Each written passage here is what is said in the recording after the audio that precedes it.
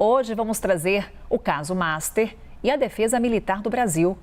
Começamos o quadro de hoje com o Alessandro Soares, já em tela aqui com a gente. Tudo bom, Alessandro? Bom dia. Bom dia, Carol. Bom dia a todos. Vamos lá, Alessandro, para começarmos. O Partido Novo apresentou um pedido de impeachment contra o ministro Alexandre de Moraes. Medida que veio depois da divulgação de uma troca de mensagens atribuídas ao dono do Banco Master e o ministro do Supremo Tribunal Federal. O partido disse que também vai enviar uma notícia-crime à PGR contra o ministro. De acordo com uma apuração do jornal Globo, Daniel Vorcaro teria trocado mensagens com Alexandre de Moraes no dia em que ele foi preso, pela primeira vez, em novembro do ano passado. Nas conversas, reveladas a partir de dados obtidos do celular de Vorcaro, o então banqueiro narra negociações para tentar salvar o Banco Master. Alessandro, diante dessa movimentação política e dos fatos recentes, a pergunta que fazemos é: caso Master abre espaço para impeachment de ministros? Carol, veja, o pedido de impeachment, se a gente pensar no crime de responsabilidade política, e é sobre isso que a gente está falando quando a gente fala de impeachment, de ministro do Supremo Tribunal Federal, é alguma coisa muito excepcional. É preciso a gente entender dessa forma, porque senão a gente começa, vamos dizer assim, a vulgarizar e a transformar o impeachment numa arma que pode ser utilizada de qualquer forma.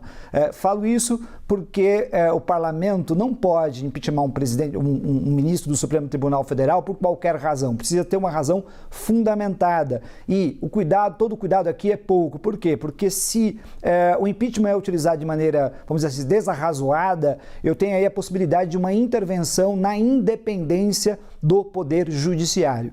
Dito isso, quando a gente olha a questão do caso Master, quando a gente olha esse pedido de impeachment realizado pelo Partido Novo, o que a gente visualiza? Em primeiro lugar, as investigações ainda estão em andamento, portanto, se trata mais de um pedido de impeachment precipitado, utilizado de maneira política, talvez mais aí para tentar fazer notícia, do que efetivamente para ser realizado e concretizado, né, do ponto de vista da realidade jurídica. E quando a gente vê também a questão de que um impeachment realizado frente a um ministro do Supremo Tribunal Federal, no caso aqui, o alvo fundamental é o ministro Alexandre de Moraes, porque veja, os pedidos estão sendo realizados e parece muito que está tendo uma espécie de planejamento ou orquestração para mirar no ministro Alexandre de Moraes. Mas para isso eu preciso ter uma evidência no caso específico do próprio ministro Alexandre de Moraes. O que eu quero dizer, Carol, é que a gente precisa tomar muito cuidado, porque a gente pode até pensar no impeachment, mas o impeachment é uma arma, vamos dizer assim, que pode ameaçar o próprio regime democrático.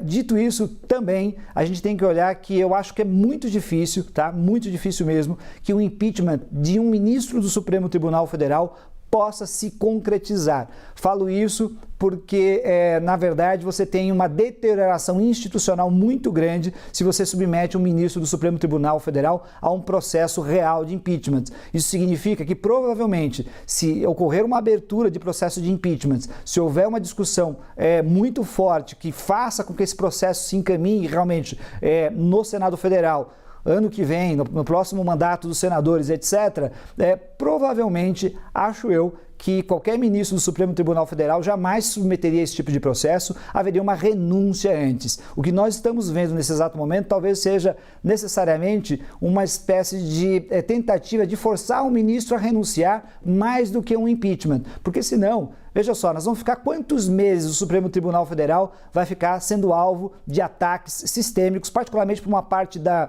oposição ao governo, que teima muito em querer um impeachment do ministro Alexandre de Moraes, não pelas razões negativas ou evidências ou provas concretas, mas principalmente pela sua atuação lá no inquérito da fake news, pela sua atuação com relação ao 8 de janeiro. Então, todo cuidado é pouco aqui, Carol, nesse tipo de situação.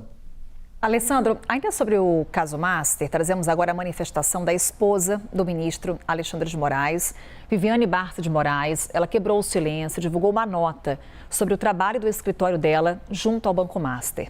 E aí no texto são mencionadas reuniões de trabalho para implementar mecanismos de compliance e revisão do Código de Ética do banco. São 94 reuniões, além da produção de 36 pareceres, no período entre fevereiro de 2024 e novembro de 2025. Valores do contrato: Não foram divulgados, mencionados, mas estão estimados em 129 milhões de reais por 3 anos, de acordo com uma apuração do jornal O Globo. Alessandro, essa nota da Viviane Barsi minimiza as críticas ao ministro Alexandre de Moraes?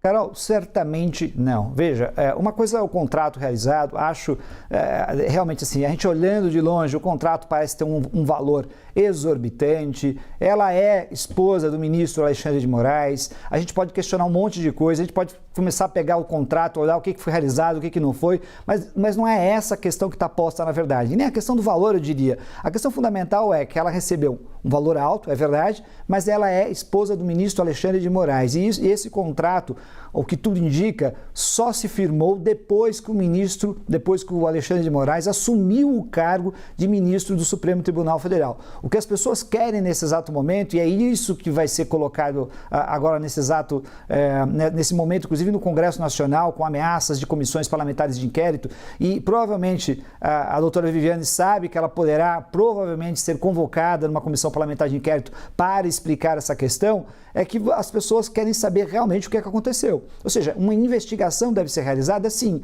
ela está sendo realizada pela Polícia Federal, ela poderá, dependendo da situação que se coloca, ser realizada pelo Congresso Nacional a partir de comissão parlamentar de inquérito, mas o fundamental é tentar entender basicamente, em primeiro lugar, será que a grande dúvida que se coloca na cabeça das pessoas é a seguinte: será que este pagamento, na verdade, não está encobrindo uma atuação do próprio ministro Alexandre de Moraes? É essa a questão que está posta. E veja, se o ministro Alexandre de Moraes, teve qualquer tipo de atuação, e isso vai ter que ser evidenciado a partir das investigações, tanto da polícia ou mesmo uma comissão parlamentar de inquérito. Se ficar evidenciado que houve atuação do ministro Alexandre de Moraes de maneira muito clara, direta, objetiva, com provas, dolo, etc., nesse caso você tem uma situação gravíssima e essa temperatura, portanto, não vai esfriar só por causa de uma nota colocada pelo escritório, nem mesmo nota do Supremo Tribunal Federal nesse exato momento consegue acalmar o conflito político, até porque nós estamos no ano eleitoral e isso tende a piorar e muito. A gente não sabe o que vai sair daqui para frente nas investigações, a gente não sabe se vão aparecer mais áudios envolvendo ministros do Supremo Tribunal Federal, mas o fato fundamental é que essa nota tenta de alguma forma dar uma justificativa com relação ao contrato e, repito, não é isso que está colocado em pauta. O que as pessoas querem saber exatamente é: será que houve uma atuação indevida, antiética de um ministro do Supremo Tribunal Federal? E aí é preciso uma explicação muito clara, direta por parte do ministro, muito clara e direta por parte da doutora Viviane e, por outro lado, é necessário que a investigação também seja clara. A gente viu nos últimos dias toda uma discussão sobre a questão se a conversa existiu, se não existiu, etc. Portanto, eu preciso ter evidências também objetivas e claras, e quando eu falo clara, explicada para a população de maneira didática que as pessoas possam compreender. O que nós temos nesse exato momento é que muitas coisas ainda estão obscuras e muitas coisas para serem investigadas. Vamos ao nosso terceiro e último tema, Alessandro. O Lula recebeu em Brasília o presidente sul-africano, Cyril Ramaphosa, e durante o encontro, após essa reunião, o presidente Lula falou sobre a guerra no Oriente Médio e defendeu que países como o Brasil e a África do Sul, que esses países precisam se preparar militarmente sob o risco de invasão. Alessandro, o Brasil precisa se preparar militarmente, como diz o presidente Lula? Carol, nós passamos boa parte dos últimos, talvez 20 anos, acreditando na ordem internacional, acreditando nas regras de direito internacional, acreditando que, embora tivesse ali algumas fraturas nessas regras, alguns descumprimentos, que havia pelo menos um norte, uma direção, vamos dizer assim, com relação ao direito internacional, à ordem internacional. Nesse exato momento, nós não temos mais isso. Por isso, tem muito sentido, eu já tive a oportunidade de falar aqui no Liberdade de Opinião, sobre aquele discurso que foi realizado pelo primeiro-ministro do Canadá no Fórum Econômico, onde ele fala: olha, há uma ruptura muito clara na ordem internacional, esse mundo que nós vivíamos lá atrás não existe mais. E mais do que isso, as grandes potências estão indo, particularmente os Estados Unidos da América do Norte, estão indo para cima dos seus desejos utilizando a força. Ou seja, nós estamos nesse exato momento num mundo altamente conflitivo entre as grandes potências, com grandes rivalidades e aonde os Estados Unidos decidiu, de alguma forma, recuperar uma espécie de política do século XIX,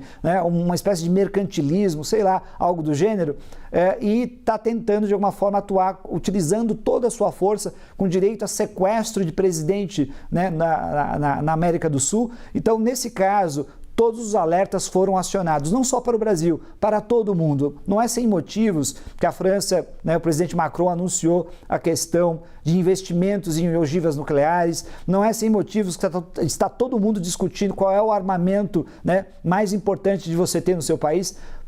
Todos os países do mundo hoje estão, vamos dizer assim, no mesmo clima, ou seja, afirmar a sua soberania. Qualquer país que queira afirmar a sua soberania, os seus próprios interesses, a sua própria liberdade, necessariamente, infelizmente, vai ter que lidar com uma realidade que é uma realidade onde você precisa ter força dissuasória, você precisa ter força militar. Portanto, o discurso do presidente Lula é um discurso que hoje está no meio diplomático, está no meio militar e ele é inevitável. Ele é inevitável para a esquerda, ele é inevitável para a direita, ou seja, qualquer linhagem, crivagem de natureza política hoje vai ter que dialogar, vai ter que pensar no ponto de vista da soberania, pelo menos para aqueles que pelo menos têm algum tipo de interesse real com relação ao interesse nacional dentro do seu vocabulário político. Naturalmente, aqueles que não têm isso como parâmetro, Carol, não vai criticar esse tipo de situação, vai inventar algum tipo de argumento,